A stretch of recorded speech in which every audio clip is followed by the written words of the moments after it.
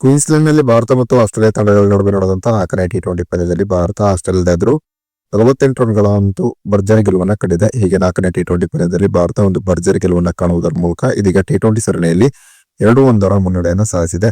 ಇನ್ನು 4ನೇ ಟಿ20 ಪಂದ್ಯದಲ್ಲಿ ಭಾರತದ ಎದುರು ಸೋಲನ್ನ ಕಂಡ ಬಳಿಕ ಆಸ್ಟ್ರೇಲಿಯಾ ತಂಡದ ನಾಯಕ ಮಿಚೆಲ್ ಮಾರ್ಷ್ ಹೇಳಿದ್ದೇನೆ ಎಂಬುದರ ಡೀಟೇಲ್ಸ್ ಅನ್ನ ಈ ವಿಡಿಯೋದಲ್ಲಿ ನಾವು ನಿಮ್ಮ ಜೊತೆ ಶೇರ್ ಮಾಡಲಿದ್ದೇವೆ. ಈ ಸುದ್ದಿಯ ಡೀಟೇಲ್ಸ್ ಅನ್ನ ಕೊಡುವುದಕ್ಕಿಂತ ಮುಂಚೆ ನೀವು ಟೀಮ್ ಇಂಡಿಯಾದ ಅಭಿಮಾನಿಗಳಾಗಿದ್ದಲ್ಲಿ ಈ ವಿಡಿಯೋಕ್ಕೊಂದು ಲೈಕ್ ಮಾಡಿ.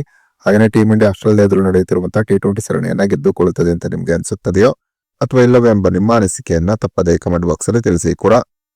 ಕ್ವೀನ್ಸ್ಲ್ಯಾಂಡ್ ನಲ್ಲಿ ಭಾರತ ಮತ್ತು ಆಸ್ಟ್ರೇಲಿಯಾ ತಂಡಗಳ ನಡುವೆ ನಡೆದಂತಹ 4ನೇ ಟಿ20 ಪಂದ್ಯದಲ್ಲಿ ಟಾಸ್ ಅನ್ನ ಗೆದ್ದಂತ ಆಸ್ಟ್ರೇಲಿಯಾ ಮೊದಲು ಫೀಲ್ಡಿಂಗ್ ಅನ್ನು ಆಯ್ಕೆ ಮಾಡಿಕೊಂಡಿತು. ಇನ್ನು ಟಾಸ್ ಹೊತ್ತು ಮೊದಲು ಬ್ಯಾಟಿಂಗ್ ಇಳಿದಂತ ಭಾರತ ತೆಗೆದ 20 ಓವರ್ನಲ್ಲಿ 8 ವಿಕೆಟ್ ಗಳನ್ನ ಕಳೆದುಕೊಂಡು 167 ರನ್ಗಳನ್ನ ಹೊಡೆಯಿತು. ಟೀಮ್ ಇಂಡಿಯಾದ ಪರವಾಗಿ ಶುಭ್ಮನ್ ಗಿಲ್ 46 ರನ್ಗಳನ್ನ ಹೊಡೆದರೆ, ಅಭಿಷೇಕ್ ಶರ್ಮಾ 28 ರನ್ಗಳನ್ನ ಹೊಡೆದರು.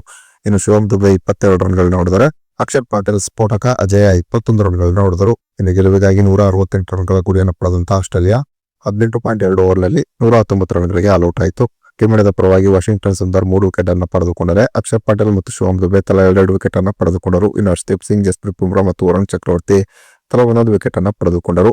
ಇನ್ನು ಟೀಮ್ ಇಂಡಿಯಾದ ಎದುರು 4ನೇ ಟಿ20 ಪಂದ್ಯದಲ್ಲಿ ಸೋಲನ್ನ ಕಂಡ ಬಳಿಕ ಮಾತನಾಡಿದಂತ ಆಸ್ಟ್ರೇಲಿಯಾ ತಂಡದ ನಾಯಕ ಮಿಚೆಲ್ ಮಾರ್ಷ್ ಈ ಸೋಲು ತುಂಬಾನೇ ಬೇಸರವನ್ನು ತರಿಸಿದೆ.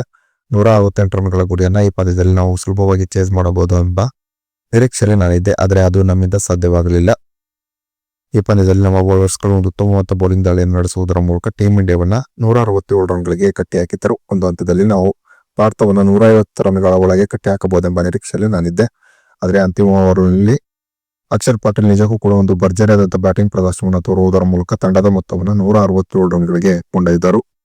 ಇನ್ನು ಬೌಲಿಂಗ್ ನಲ್ಲೂ ಕೂಡ ಅಕ್ಷರ್ ಪಾಟೀಲ್ ನಮಗೆ ಕಟವನ್ನ ಕೊಟ್ಟರು. ನಮ್ಮ ತಂಡದ 2 ಪ್ರಮುಖ ವಿಕೆಟ್ ಅನ್ನ ತೆಗೆಯುವುದರ ಮೂಲಕ ಆರಂಭದಲ್ಲಿ ನಮಗೆ ಅಕ್ಷರ್ ಪಾಟೀಲ್ ದೊಡ್ಡ ಹೊಡೆತವನ್ನ ನೀಡಿದರು. ಹೀಗಾಗಿ ನಾವು ಭಾರತ ಎದುರು 4ನೇ ಟಿ20 ಪಂದ್ಯದಲ್ಲಿ ಸೋಲನ್ನ ಕಾಣಬೇಕಾಯಿತು. ಕನಿಷ್ಠ ಪಕ್ಷ 5ನೇ ಟಿ20 ಪಂದ್ಯದಲ್ಲಾದರೂ ಗೆಲುವನ್ನ ಕಾಣುವುದರ ಮೂಲಕ ಟಿ20 ಸರಣಿಯನ್ನ ಸಮಬಲ ಮಾಡಿಕೊಳ್ಳಬೇಕೆಂಬ ನಿರೀಕ್ಷೆಯಲ್ಲಿ ನಾವಿದ್ದೇವೆ ಎಂಬ ಮಾತನ್ನ ಮಿಚೆಲ್ ಮಾರ್ಷ್ ಈ ಸಂದರ್ಭದಲ್ಲಿ ಹೇಳಿದರು.